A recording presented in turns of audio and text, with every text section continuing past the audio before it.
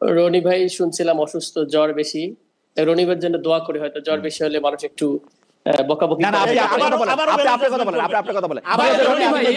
রনি আমি দেখতেছি, রনি আমি দেখতেছি, এই ধরনের বক্তা আনবেন না রনি আমি দেখতেছি, রনি আমি দেখতেছি, এইজন্য আমি আপনাদের সাথে আসতে চাই না। রনি আমি দেখতেছি। আবার বেলুস আসবে, এটা ফ্যাসিস্ট প্রবণতা একটা ব্যক্তিকে। আহা রনি, আপনি একেবারে একেবারে এত এত এক্সট্রিম কথা বলেন, এটা এত এক্সট্রিম কথা বলেন না, এইসব বেয়াদবিকে, এত এগুলো একদম বেয়াদবি, একদম এক্সট্রিম কথা বলেন। কেন অ্যাটাক করবে? একদম এই সমস্ত বেয়াদবদের না না ডাকবেন না আমার সাথে। এটা ডক্টর মুজাহিদ আপনি আমি শুনেন, আপনি আমাকে বলেন পার্সোনালি আপনি আমাকে বলেন ভাই দেখেন, আপনি আমাকে বলেন, প্রত্যেকটা আলাপের একটা আদব আছে, প্রত্যেকটা আলাপের একটা আদব আছে। আমি তো বলতে পারি না যে আপনার সাথে আমি তর্ক করতেছি বিষয় ধরে ধরে, আমি তো পার্সোনালি বলি নাই। পার্সোনালি একবারও আমি আপনাকে অ্যাটাক করেছি না না না না, সেটা ঠিক আছে, সেটা ঠিক আছে। এখন ওই যে মুজাহিদ বলেন, তাহলে একটা বেসিক আদব যে জানে না, যারা না রনি এটা ঠিক আছে। আরে আমরা রনি আমরা আদব, রনি আমি আপনাকে বলি আদব বেয়াদবি আলাপের আগে তো আদব গুরুত্বপূর্ণ ভাই, আদব ছাড়া তো আলাপ হবে না। রনি আমি আপনাকে বলি 3 দিন তর্ক করব আমি, কিন্তু আপনি যখন রনি আমি বলি, রনি আপনি তখন আমি কি করব? রনি আমি আপনাকে বলি আদব, আমি কি শো থেকে উঠে চলে যাব? আপনি এখন এটা ভালো হবে আপনার জন্য? না না রনি আপনি থামেন, তাহলে তাকে সরি বলতে হবে। মুজাহিদ আপনি আমাকে বলেন, অ্যাটাক করার জন্য সরি বলতে হবে। মুজাহিদ আপনি আমাকে বলেন, আপনি আমাকে বলেন মুজাহিদ। আমি বিষয়টা হলো যে এত সিরিয়াস হচ্ছে কেন আমি এটাই বুঝলাম না। আচ্ছা মুজাহিদ আপনি আমাকে বলেন, আপনি আমাকে বলেন, মুজাহিদ আপনি আমাকে বলেন, আপনি আমাকে বলেন কারণ কেন সিরিয়াস হচ্ছে। মুজাহিদ আমি আপনাকে বলি কেন সিরিয়াস হচ্ছে। রনির সাথে এতক্ষণ কিন্তু আমি তর্ক করতেছিলাম, রনির প্রতিটা কথার মধ্যে আমি যেটাকে বলে হচ্ছে বাংলা ভাষায় বাম হাত ঢুকাইতেছিলাম। এই কথাগুলি বলতে গিয়া একসাথে লাইভ অনুষ্ঠানে উনার কিছুটা উত্তেজিত হওয়াটাই স্বাভাবিক। এই ক্ষেত্রে আপনি ওনাকে নাম ধইরা যদি উনি আমার উপরে রাগ হওয়া স্বাভাবিক। এখন ওনাকে নাম ধইরা যদি আমার জায়গা থেকে একটু বলেন তাহলে ওনার কষ্ট পাওয়া স্বাভাবিক। রনি আমাদের খুবই স্নেহভাজন, আপনাদেরও খুবই মুরব্বী, অসংখ্য দিন উনি অসংখ্য কাজ করছেন। আমরা পরস্পরের প্রতি এই ভালোবাসা শ্রদ্ধাটা বজায় রাখি। আপনি বলেন একদম আমরা বুঝাই বলি। হ্যাঁ রনি, হ্যাঁ চা মানে লাইফটা ভরপুর, চা মানে ইস্পাহানি মির্জাপুর। আমার মনে হয় আমার কথাটা রনি ভাই রিকল করতে পারেন। আমি বলছি সম্মানিত রনি ভাইয়ের, মনে খেয়াল করেন এই শব্দটা।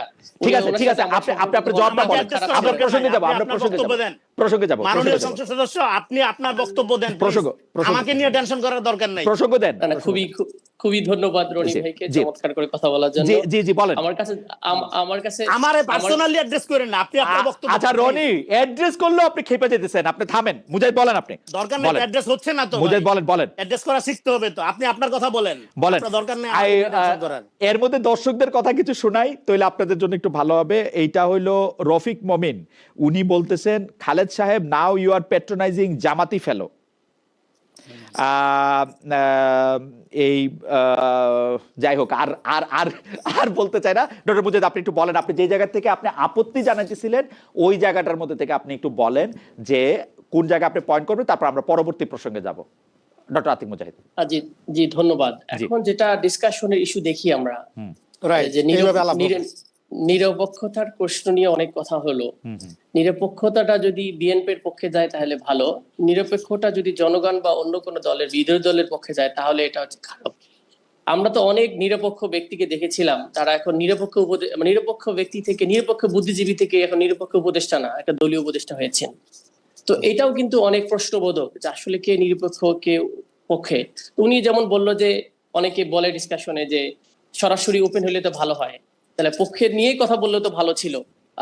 আমার অপোজিশন ডিসকাশনে যিনি ছিলেন কি, বাই দ্য ওয়ে আমাদের আমি একটা কথা বলবো, আমি একটা কথা বলবো নাকি আপনি শেষ করবেন তারপর বলবো? নিরপেক্ষতা আমি একটু আপনাকে এই জায়গাতে একটু মনে করে দিই। আমি শেষ জায়গা আমি আসলে সুবিধা হবে। মানুষ কখনো নিউট্রাল হতে পারবে না, অ্যাটলিস্ট প্রিন্সিপাল বেসড হোক। প্রতিষ্ঠানগুলা জনগণ বা বিচারপতি নিয়োগ বা প্রতিষ্ঠানের যে কোনো সাংবিধানিক প্রতিষ্ঠানগুলোতে কিভাবে নিয়োগ হবে সে প্রসিডিউরাল ইস্যুটাই মূলত মেইন কোশ্চেন। পদ্ধতিগতভাবে আমরা কিভাবে নিয়োগ দিব, এটাই ছিল ডিসকাশন। কারণ বাংলাদেশ এতটা সভ্য রাষ্ট্র হয় নাই যে আমরা সত্যকে সত্য বলতে পারি। আমরা দলীয় এজেন্ডাকে সবার উপরে দেখি, আমরা পরিবারতন্ত্র দেখি, বংশতন্ত্র দেখি, বাপের দোয়া মায়ের দোয়া অনেক কিছু দেখি। ইট ইজ বিকজ আমরা আমাদের প্রতিষ্ঠানগুলোকে ওই লেভেলে নিতে পারি নাই। প্রফেশনালিজমের জায়গাটা না থাকার কারণেই রাষ্ট্রের বিভিন্ন জায়গায় ভঙ্গুর অবস্থা, এবং যার কারণে সবসময় আমাদের ইলেকশন আসলে ঝামেলা হয়, বিচারের বিরোধী দলে গেলে আমাদের মামলা হয়, প্রচুর পরিমাণে মানবাধিকার লঙ্ঘন হয়, গুম হয়, খুন হয়। এই যে একটা আতঙ্ক, এই সিস্টেমটা থেকে আমরা বাঁচতে চাইতো নাকি?